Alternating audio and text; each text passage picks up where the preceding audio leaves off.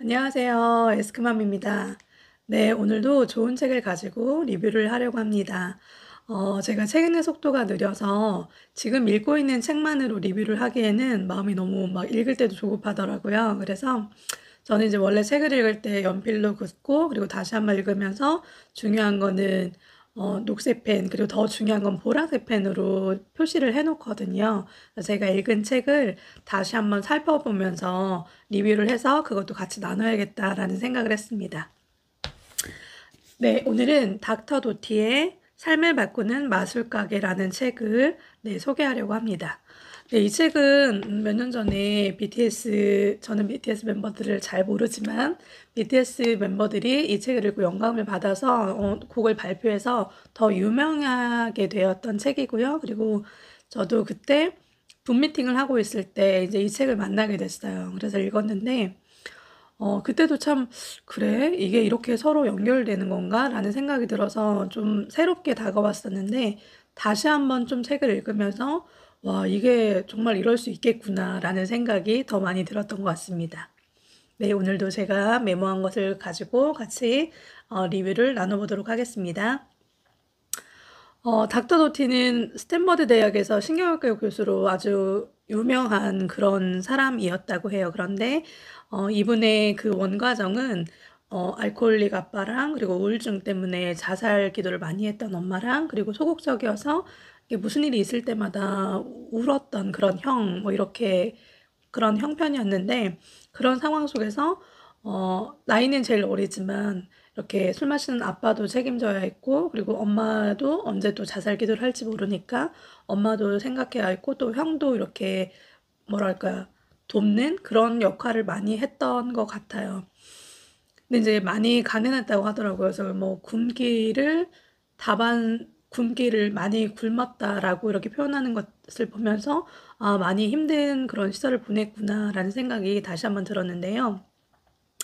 근데 이제 이 친구가 8학년이 되는 그 여름 방학에 루스 할머니라는 분을 만나게 돼요.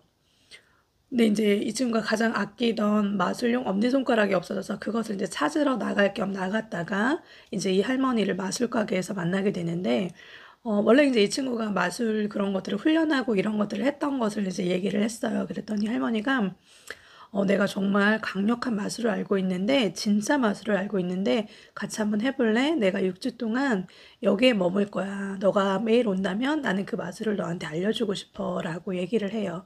그런데 이제 이 할머니가 이렇게 얘기하는 거예요. 넌 정말 특별한 게 있단다. 너한테 정말 가능성이 있어. 라고 이렇게 어른이 자기를 향해서 특별하다고 말하고 그리고 온화한 미소를 말하는 게 처음이었다라고 얘기를 하더라고요. 그래서 이제 그것을 이끌리듯이 네, 그 시간을 함께하게 됩니다. 그래서 할머니가 말씀하는 그 마술의 단계는 네 단계예요.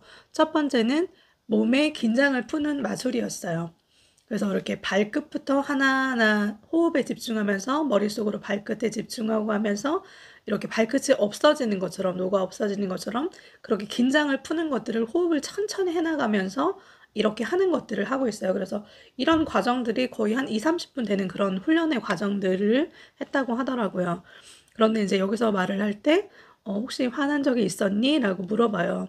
근데 이제 도티의 머릿속은 막 너무 많은 것들이 있기 때문에, 그리고 말하고 싶지도 않은 그런 마음들이 있었어요. 그런데 할머니가, 자, 이제 내가 셋을 셀 테니까 너가 한번 얘기해 볼래? 그래서 하나, 둘, 셋 하고서 그냥 뭔가 머릿속으로 정리되지 않은 것 중에서 이제 말이 나왔어요. 그래서, 아빠는 술에 취하면 소리를 많이 지르시고 엄마는 이제 우울증 때문에 자살 기도를 많이 하는데 이번에도 이제 응급실에 실려갔는데 간호사들이 떠드는 얘기, 난 이런 사람들한테 시간 쓰는 거 너무 아까워. 그리고 왜 이번이 마지막이 될 수도 있잖아. 이런 식으로 이제 서로 우스갯소리를 하는 그런 상황들에서 사실 얼마나 화가 났겠어요. 그러면서 이제 그런 것들을 막 후루룩 다 꺼내 놓았을 때 이제 도티의 생각에는 이제 내 가정 형편을 알았기 때문에 나한테 특별하다고 말하신 걸 후회할 거야. 이런 생각들을 하는데 할머니가 그렇게 얘기하더라고요. 어떨 때는 네가 무엇을 말해야 할까 생각할 필요 없이 그냥 일단 말하는 것도 꼭 필요한 시간이란다라고 얘기를 해주면서 이제 그 몸 안에 긴장을 푸는 것에 대해서 얘기를 이렇게 해줘요. 아마 그 할머니가 내가 어떤 가정 환경이고 내가 어떤 문제가 있는 것을 얘기했을지라도 정말 온화한 미소로 여전히 그 친구를 특별하게 봐줬기 때문에 아마 다음 단계가 계속 이루어지지 않았을까 이런 생각이 들더라고요. 두 번째 단계는 머리를 비우는 것. 어, 머릿속에 있는 목소리를 꺼버리는 것에 대해서 얘기를 해주는데 이 부분이 좀 많이 와닿았습니다. 그래서 할머니가 얘기하기를 너 머릿속에는 많은 소리가 있을 거야. 그런데 그 소리는 네가 아니야. 그 DJ의 소리에 반응하는 것이 바로 너다라고 얘기를 해줘요. 근데 우리는 사실 뭐라고 할까요? 이렇게 자석처럼 우리 사람이라는 자체가 불안한 존재이기 때문에 불안한 것들, 부정적인 것들이 우리 머릿속에 내가 의도한 바도 아닌데 더 많이 머무르는 것 같아요. 그런데 그 머릿속에 소리를 잠재우는 것에 대해서 또 이렇게 훈련을 하도록 합니다. 그래서 이제 계속 이렇게 머릿속을 비우고 싶어도 사실 뭘 하다 보면 계속 생각에 꼬리에 꼬리를 물잖아요. 그런데 일단 움직이지 않는 건 뭐 촛불이나 이런 것을 계속 바라보면서 호흡에 집중하면서 소리를 잠재우는 것, 그것에 대해서 훈련하는 것에 대해서 얘기를 해주고 또 하나가 만트라라는 어떤 주문을 외우는 것, 한 문장이나 뭐 이런 것들을 외우는 거예요. 나는 할 수 있어. 나는 오늘 좋은 일이 생길 거야. 라는 그런 어떤 마음의 소리를 주문처럼 계속 외우고 호흡에 집중하라라고 얘기를 해줍니다. 이것이 처음에는 몸의 긴장을 푸는 거였고 이것이 마음을 길들이는 것, 이것에 대해서 이제 얘기를 해주신 거였어요. 그리고 세 번째는 마음 열기인데 여기서 이제 할머니가 말씀해 주시기를 상처가 있는 사람이 다른 사람에게 상처를 주는 거야 라고 얘기를 해줘요. 그래서 우리가 분명히 우리 마음속에 어떤 상처가 있을 때 그것을 주의와 관심을 기울이면서 그 상처가 잘 나을 수 있도록 해야 된다라고 얘기를 해주셨어요. 그래서 이제 이 친구는 뭐 술 취한 아빠나 그리고 자살 기도하는 엄마나 소극적이던 형이나 돌봐야 한다고 생각했던 것처럼 이타심이 많은 친구였는데 여기서 말하는 거는 너 자신에게 그런 연민을 보내라, 그런 칭찬을 보내라 라는 그런 요구였어요. 근데 많이 어색했다고 하더라고요. 그런 소리를 들어본 적도 없고 그리고 자기 스스로에게도 해보지 않았기 때문에 그리고 아이들이 부모가 싸울 때 그것이 마치 나 때문인 것처럼 그렇게 생각이 되어진다고 하잖아요. 그런 것처럼 어떤 자신의 잘못이라고 내가 뭔가를 더 잘 지켰어야 했는데 잘 해냈어야 됐는데 라는 생각을 할 수 있잖아요. 그런 어떤 불우한 환경 속에서. 그런데 그것이 내 탓이 아니구나. 이건 내 잘못이 아니야. 라고 뭔가 이렇게 좀 과하게 응징했던 자기 자신을 그것을 이렇게 조금 놓을 수 있는 이 환경에서 내가 통제할 수 있는 거는 모든 환경을 내가 통제할 수는 없지만 나 자신, 내 마음과 내 몸은 내가 통제할 수 있어를 배우는 그런 과정이었던 것 같습니다. 그래서 이 마음 열기는 다른 사람에게 마음 여는 것도 중요하지만 일단은 자기 자신과의 마음이 여는 것, 나를 용납하는 것, 그리고 나를 수용하는 것, 그리고 나에게 스스로 칭찬할 수 있는 것, 용기를 주는 것, 이것이 되어지고 그 다음에 이제 타인과도 그렇게 마음을 열어가는 것에 대해서 얘기를 해주었어요. 그리고 이제 네 번째 단계가 의도를 정해서 내가 정말 하고 싶은 것 10가지를 한번 써보라고 하더라고요. 그래서 그것에 대해서 처음에는 마치 이렇게 좀 영화를 보는 것처럼 어떤 TV 브라운관이나 뭐를 통해서 이렇게 보는 것처럼 나 의사가 되고 싶어 이런 것들을 하고 있지만 그것을 계속 해나가다 보면은 어떤 뿌연 창이 이렇게 맑아지는 것처럼 와, 나 정말 의사가 됐네? 이렇게 약간 미래를 보는 것처럼 그렇게 그리고 그 감정을 느끼는 것. 내가 의사가 된 그 감정, 내가 성취한 그 감정을 느끼고 그리고 그 내가 의사가 된 것으로 이런 어떤 그런 세계관으로 볼 수 있는 상황을 볼 수 있는 그런 것까지 될 수 있다라고 얘기를 해주시더라고요. 그래서 이런 것들을 이제 그 루스 할머니가 그 곳에 있었던 6주 동안에 이 단계들을 계속 해나갔어요. 그리고 이제 마지막 날이 되어서 이렇게 헤어지고 나서 집에 와 있는데 누군가 찾아온 거예요. 그래서 이제 집에서 나가라고 이렇게 하는 그런 건 줄 알았는데 어떤 이제 봉투를 건네면서 내가 아빠한테 빚을 졌다. 이것을 내가 너무 늦게 갚아서 미안하다고 꼭 전해줘라. 이렇게 하면서 그래서 이제 여기 월세가 없어서 쫓겨날 위기에 있었는데 그것을 인제 주고 간 것을 느끼면서 '와 정말 내가 바랬던 거' 집에서 쫓겨나지 않기가 1 번이었거든요. 좀 너무 슬픈 것 같아요. 근데 그것이 정말 이루어진 거예요. 그래서 막 자전거를 타고 막 루스 할머니한테 다시 가 가지고 인제 차에서 타려는 그 할머니에게 "할머니 정말 마술이 이루어졌어요. 진짜 마술이 이루어졌어요."라고 인제 기쁨을 표현해요. 그랬더니 할머니가 "나는 너의 마술이 이루어진 것을 알았단다. 이미 알았단다."라고 이렇게 표현하시더라고요. 그래서 이제 그런 과정들이 계속 되어져요. 뭐 대학에 가는 것들 이런 것들이 뭘 알고 준비한 게 아니라 그리고 이제 어떤 형편적으로도 뭐 경제적으로도 뭔가를 할 수 있는 그런 환경이 아니기 때문에 그런데 이제 계속 그걸 놓지 않았던 것 같아요. '나는 될 거야.'라는 그런 생각을 하면서 그래서 인제 대학을 이제 어떤 우연찮은 기회로 막 알고 준비한 게 아니지만 그런 기회로 또 가게 되고 그러면서도 인제 어떤 멀리 떨어져 있는 가족을 챙기면서 학점을 잘 받을 수가 없었겠죠. 뭐 알바도 하고 이렇게 해야 되니까. 그러면서 인제 의대로 다시 진학을 하는데 그 인제 면접을 잡아 주지를 않는 거예요. 왜냐면 학점이 서류에 이미 학점이 아니니까. 그런데 이제 그 사람은 그렇게 얘기를 해요.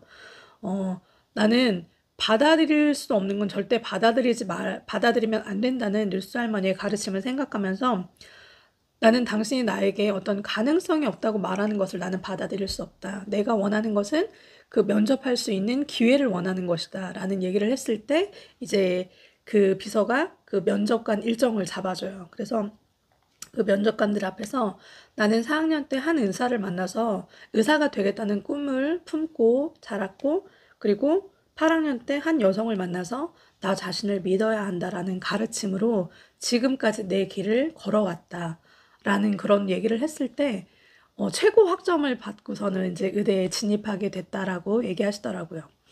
그래서 정말 그 루스 할머니를 통해서 익힌 그 마술을 통해서 정말 의사가 되고 그리고 또 이제 막 주식도 어마어마한 가치의 주식도 있었고 그렇게 했는데 인제 그것이 인제 주식 가치가 어 하락하면서 이제 파산 상태에 이르게 되고 그리고 또 그렇게 파산 상태가 되기 전에도 인제 '나는 하면 돼.'라는 그런 것들이 인제 약간 오만함으로 이렇게 이제 나아갔던 것 같아요. 그래서 그런 방향성으로 나아가서 옆에 인제 사람이 없었고 또 인제 파산이 되니까 더 인제 사람이 없었겠죠. 근데 이제 루스 할머니께서 "내가 만약에 길을 잃었다면 멈추어 서서 마음을 활짝 열고 그러면 그 마음이 너의 갈 길을 알려줄 거야."라는 말을 하셨는데 그게 인제 생각이 난 거예요. 그래서 파산은 했지만 이제 묶어 놨던 재산이 있었지만 그 재산만으로도 이렇게 호화로운 생활을 할 수 있었다고 하더라고요. 근데 그 큰 금액의 재산을 기부를 하고 자기의 어떤 인생의 길을 잃었다고 할까요? 그래서 다시 한번 인제 그 고향으로 내려가요. 할머니를 만났던 고향으로 내려가서 다시 한번 그 할머니가 말해 주는 그것에 대해서 인제 생각을 해 봐요. 그래서 몸의 긴장을 풀고 머리에 소리를 끄고 그리고 마음을 열고 그리고 나의 의도를 정하는 이런 것들을 다시 한번 밟아 봐요. 그래서 이 '마음을 여는 것에 대해서 내가 방향을 놓쳤구나.'를 생각하면서 어 내 마음이 나와 연결되는 것도 참 중요하지만 이 마음과 그리고 타인의 마음이 연결될 때 이것이 이 유대감이 얼마나 큰 효과를 발휘하는지를 인제 이 사람은 의사이기 때문에 이거를 과학적으로 증명해 내는 그런 센터를 설립하고 그런 일들을 해 나갔다고 하더라고요. 그래서 뇌는 이미 많은 것들을 알고 있지만 그것이 우리의 감정과 그리고 우리의 마음을 주관하는 이 심장과 서로 연합할 때 그것이 정말 큰 시너지 효과를 발휘할 수 있다는 것을 이제 계속 어떤 논문이나 이런 것들을 통해서 결과를 발표하게 됐다고 하더라고요. 네. 제가 이 책을 읽으면서 마음에 제일 많이 와 닿았던 분은 루스 할머니였습니다. 할머니는 사실 뭐 큰 지혜자나 그리고 큰 부자나 이런 분은 아니었고 그리고 또 아들 내외가 이혼함으로 인해서 손주를 볼 수 없는 그런 문제도 있는 그런 분이셨어요. 삶에 문제도 있는. 그런데 그냥 손주 또래의 한 아이의 어떤 그런 필요를 느끼고서 자신이 베풀 수 있는 친절과 연민을 베풀었던 그 할머니가 참 많이 와 닿았던 것 같아요. 그래서 '이것은 노력하면 나도 루스 할머니처럼 할 수 있겠구나. 내가 뭔가 크게 준비되어 있지 않아도 라는 생각이 다시 한번 들었고요. 그리고 하나 더 중요한 거는 내가 타인에게 루스 할머니 같은 그런 존재가 되는 것도 중요하지만 먼저 나 자신에게 나를 의지하고 지지할 수 있는 그런 존재가 되어야겠구나. 루스 할머니 같은 역할을 나 스스로가 되어야겠구나 라는 생각이 들었습니다. 그리고 저에게 붙여주신 우리 아이들 사실 이제 많이 답답할 때가 많잖아요. 그리고 우리가 이제 삶을 살아오고 나니까 정말 저 시간들이 얼마나 귀한데, 그리고 그 뭐 선생님들이 얘기하는 것처럼 이 10년을 잘 살면 뭐 100년, 앞으로 100년이 편하다 이렇게 말하는 것처럼 그런 시간들이 있기 때문에 답답한 마음도 많이 있지만, 그것보다도 사실 그렇게 한다고 되는 거는 일시적일 수 있는 것 같아요. 되더라도. 근데 그것보다도 이렇게, 자신의 삶을 잘 살아갈 수 있도록 돕는 자로서 그렇게 역할을 지혜로운 루스 할머니처럼 할 수 있으면 좋겠다라는 생각이 들었습니다. 그리고 저한테 또 붙여주시는 사람들 관계 속에서도 제가 그런 역할들을 잘 할 수 있도록, 그런데 그런 역할을 잘 할 수 있으려면 제일 첫 번째는 자신과 자신의 마음이 연결되는 것, 이것이 먼저구나라는 생각이 들었습니다. 그래서 저는 다시 한번 이 책을 읽으면서 좀 잠자리에 들면서, 저도 이제 몇 년을 이 책을 읽었을 때 그 훈련을 잠깐 했었는데 다시 한번 하면서, 그리고 또 이제 이분이 이렇게 뇌와 심장이 연결됐을 때 정말 시너지가 크다는 그런 결과들을 많이 얻으셨는데, 그런 것들을 다시 또 알고 하는 거랑은 또 다르잖아요. 그래서 정말 다시 한번 이렇게 뇌와 심장이 서로 협력할 수 있고 연합할 수 있도록 더 좀 훈련해야겠다. 한 20분씩이라도 잠자기 전에 훈련해야겠다라는 생각이 다시 한번 들었습니다. 네, 오늘도 제가 좋은 책을 들고 이렇게 와서 했는데 이 시간이 저에게도 유익이 되고 또 함께 하시는 분들에게도 유익이 되었으면 좋겠습니다. 좋아요와 구독 부탁드립니다. 네, 감사합니다.